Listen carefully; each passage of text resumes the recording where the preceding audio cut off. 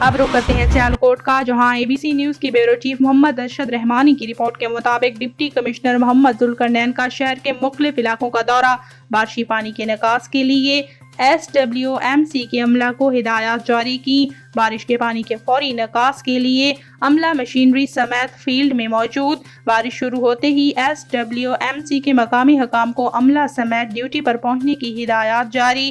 شہری کوڑا cricket SWMC کے کنٹینر اور کوڑا دان میں ڈالیں، نالیوں اور ڈرینیج میں کوڑا ہرگز نہ پھینکیں۔ ڈپٹی کمشنر سیالکوٹ محمد ذوالقرنین کا مزید کہنا تھا کہ بارشی پانی کے نکاس کے لیے 1139 پر کال کریں۔ ضلع سیالکوٹ میں دریا اور ندی نالے معمول کے مطابق بہہ رہے ہیں۔